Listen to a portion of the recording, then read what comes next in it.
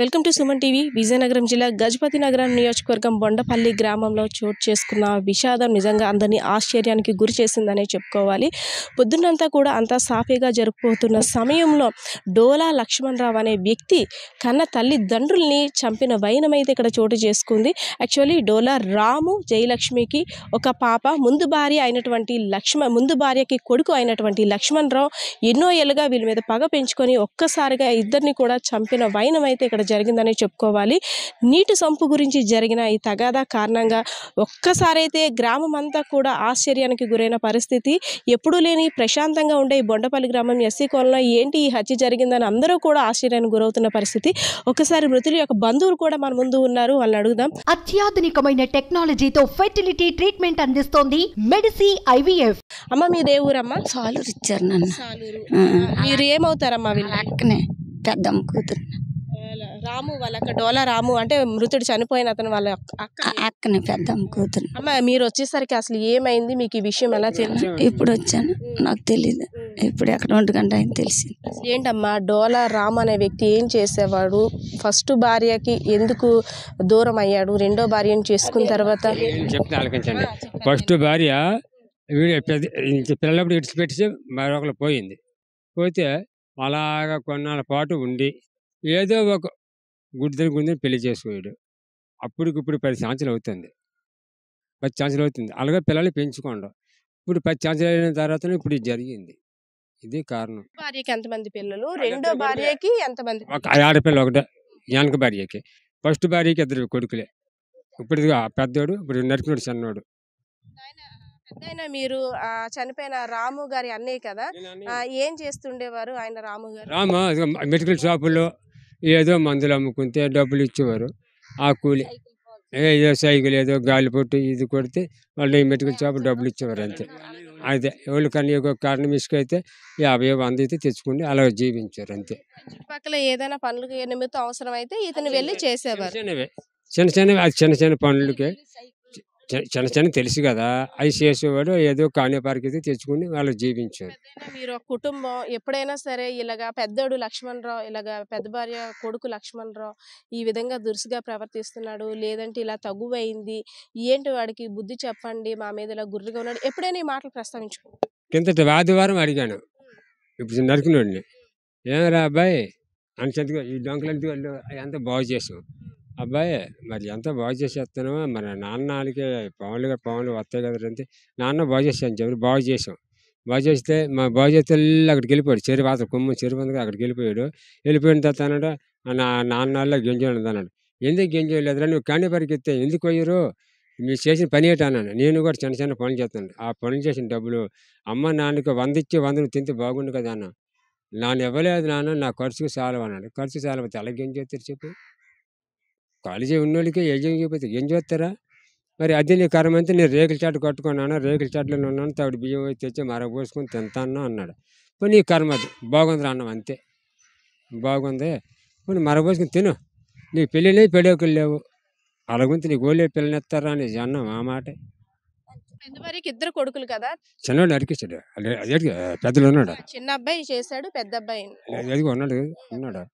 అయితే ఇప్పుడు వచ్చాడు నరికిన తర్వాత వచ్చాడు, దొక్క పడతాడు, ఇంకేం చేస్తాడు? ఈ చంపిన అబ్బాయి లక్ష్మణరావు ఏం చేస్తుండేవాడు పని? చెబుతానండి, ఏదో చిన్న చిన్న పనులకి వెళ్ళిపోయాడు, ఏదో కూలి నాలుగు పోయా డబ్బులు తెచ్చుకుని త్యాగు చూడు ఇంటికాడ బతి అయిపోతే తల్లిదండ్రులకి ఏం చేస్తారేంటి? నాయనా నువ్వు తెచ్చిన డబ్బులు ఇవ్వకపోతే ఎలాగంటే ఒకరోజు చేస్తే నీ ఇష్టం ఎలాగా అలాగా తిట్టుకుంటే మరి ఎలాగొద్దండి? ఆ దుఃఖమే, మరి ఇంకేం దుఃఖం? అయ్యాయా లేదంటే తల్లిదండ్రులు పెళ్ళిళ్ళు 2 కావాలా, 2 పిల్లలు కావాలా? 2 పిల్లలకి పెళ్ళిళ్ళు అవ్వలే. అంటే పిల్ల అనాథగా మిగిలిపోయింది, చూసారు, ఏం చేస్తారు మరి? మనవాడు చేస్తాను, నువ్వు నన్ను ఏం చేయగలను? నువ్వు నేను ఏం చేస్తాను చెప్పు? అనాథ పిల్లే మరి తప్పదు కదా. మరి తల్లి ఉన్నా బాగుండు, తండ్రి ఉన్నా బాగుండు, మరి తల్లి లేదు తండ్రి నేడు ఏం చేస్తాం? మరి మనమే పెంచాలా, ఇదిగా వాళ్ళని ఆడే పెంచాలా. మీరు డోలా రాము వాళ్ళ పెద్ద అబ్బాయా? మీ పేరండి? నా పేరు డోల్ పైడ్రస్ అండి. ఏం చేస్తారు సార్ మీరు?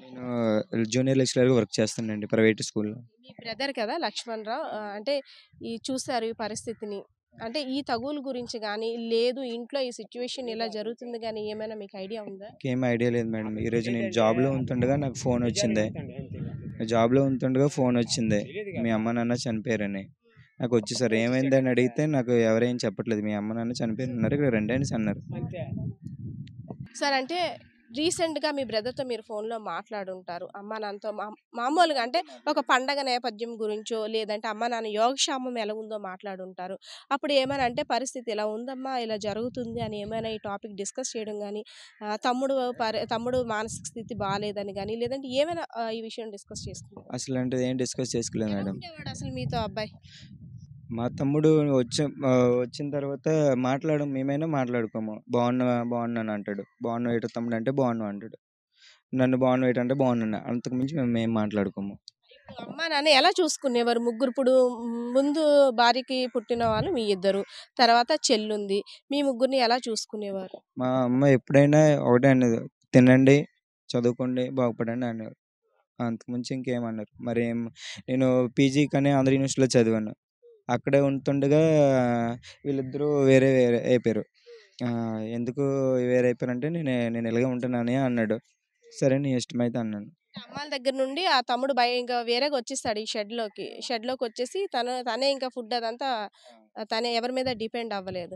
సో అప్పటి నుండి కూడా అంటే ఒక కసి ఏమైనా పెంచుకున్నాడా? ఏదైనా ఆస్తి తగాదాలా ఏమని? అప్పుడు విడిపోయి గత 5-6 సంవత్సరాలు అయింది మేడం. అప్పటి నుంచి కూడా వాళ్ళు వేరేగా ఉన్నారు. అతను వీళ్ళు చూస్తే మా అమ్మ నాన్న ఏటంటారో వాళ్ళు కూడా వీళ్ళు ఏమన్నారు కాదు. మరి ఏమైంది మరి సడన్గా ఈరోజు వాళ్ళు ఫోన్ చేసి అలా జరిగింది. అంటే అన్యం పుణ్యం ఎరగనే చెల్లి వయసు కూడా చాలా చిన్నది ఈ అమ్మాయి. అమ్మ చెల్లి చూసావు చాలా చిన్న వయసు. నిజంగా అంటే ఏంటో పాలో నీలో కూడా తెలియని పరిస్థితిలో ఉంది ఆ పిల్ల. ఏం చెప్తుందో కూడా తనకు అర్థం కావట్లేదు. అమ్మ నాన్న నేను వచ్చేసరికి అమ్మ నాన్న ఉంటారు, అమ్మ దగ్గర కూర్చోవచ్చు అనుకొని వద్దాం అనుకునే పిల్ల ఒక్కసారిగా అమ్మ నాన్న ఇలా చూసేసరికి తను కూడా ఆశ్చర్యానికి గురైంది. ఏమవుతుందో కూడా ఏం చెప్తుందో కూడా తెలియని పరిస్థితి. ఇప్పుడు తన గురించి ఏం ఆలోచిస్తుంది? తనకు చిన్నపిల్ల, తనక తనకేం తెలియదు.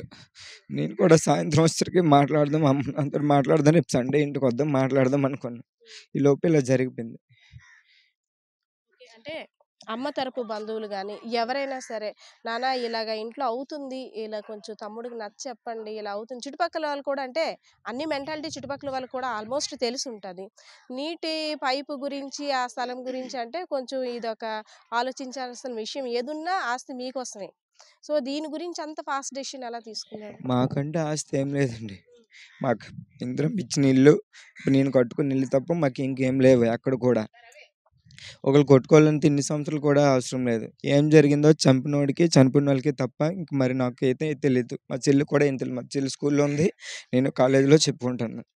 మాకు అక్కడ చూసిన వాళ్ళు ఎవరైనా చెప్తే తెలియడం తప్ప మాకు ఏం తెలియదు. పరిస్థితి ఎలా ఉందంటే అమ్మ నాన్న ఇలా అయిపోయారని బాధపడాలో తెలియదు, లేదు అన్నీ ఇలా ఎందుకు చేశాడని ఆలోచించాలో అని కూడా తెలియదు. అసలు నువ్వేం కోరుకుంటున్నావు?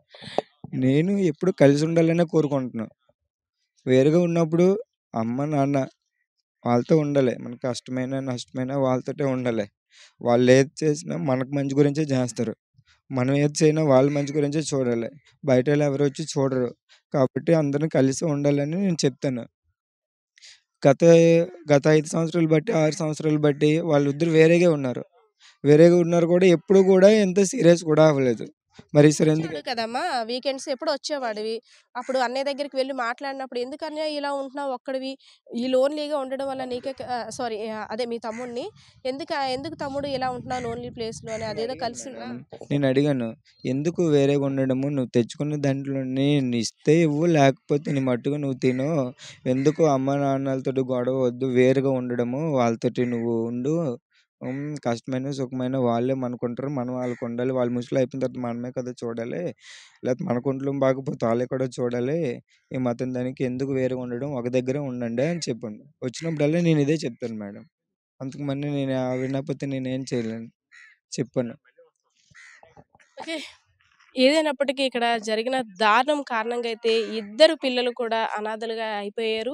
అసలంటే తల్లిదండ్రులకి ఏమవుతుందో, ఏమయ్యారో, ఆ తమ్ముడు ఎందుకు ఇలా ప్రవర్తించాడో, ఏ విషయానికి ఇంత సైకలాజికల్‌గా డిస్టర్బ్ అయ్యి ఇంత అఘాయిత్యానికి పాల్పడ్డాడో కూడా తెలియని పరిస్థితిలో ఉన్నాము. ఒకసారి మా పరిస్థితి కూడా అయోమయం అయిపోయింది. ఏం చేయాలో పాలుపోలేని పరిస్థితిలో ఉన్నాము అనేసి ఇక్కడున్న వాళ్ళైతే చెప్తున్నారు. ఆ తమ్ముడు అయితే వాళ్ళ అన్నయ్య అయితే చెప్తున్నాడు. పరిస్థితి అయితే ఇది. Camera person Srinivasa, Padma, Suman TV, Vizianagaram.